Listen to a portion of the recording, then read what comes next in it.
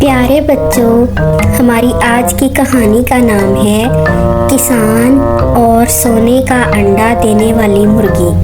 ایک دفعہ کا ذکر ہے، ایک کسان اور اس کی بیوی ایک گاؤں میں رہتے تھے۔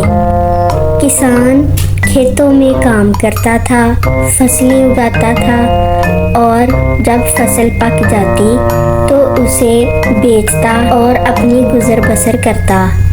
فصل کو بیچ کر اپنے کھانے پینے کا سامان لاتا۔ ایک دن وہ بازار سے کچھ مرغیاں بھی لے آیا۔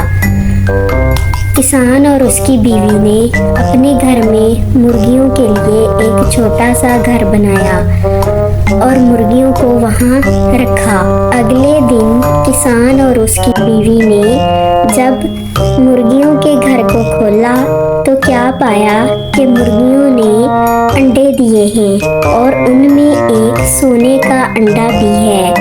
کسان اور اس کی بیوی بہت خوش ہوئے۔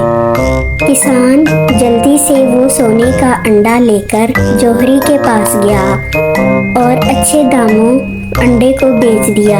اس کے بدلے اسے کافی اچھی رقم ملی۔ اگلی رات انہوں نے مرغیوں کو الگ الگ بند کر دیا۔ اگلی صبح انہیں پتہ چل گیا کہ کون سی مرغی سونے کا انڈا دیتی ہے۔ وہ اس مرغی کا خوب خیال رکھتے، وہ روز ہی انہیں سونے کا انڈا دیتی۔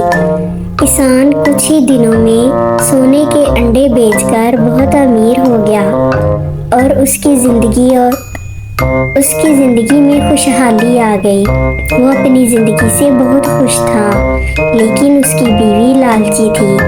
اس نے اپنے شوہر سے کہا کہ کیوں نہ ہم ایک ہی وقت میں سارے سونے کے انڈے نکال لیں۔ کسان اس کی باتوں میں آ گیا۔ اس نے مرغی کو ذبح کیا، لیکن انہیں مرغی کے پیٹ سے کوئی بھی سونے کا انڈا نہ ملا۔ مرغی اندر سے ویسی ہی تھی جیسی عام مرغیاں۔ اس بات پر وہ بہت پچھتائے اور سونے کے انڈے سے ہاتھ دھو بیٹھے۔ تو بچوں، اس کہانی سے یہ نتیجہ نکلا کہ لالچ بری بلا ہے۔ لالچ انسان کو ڈبو دیتا ہے۔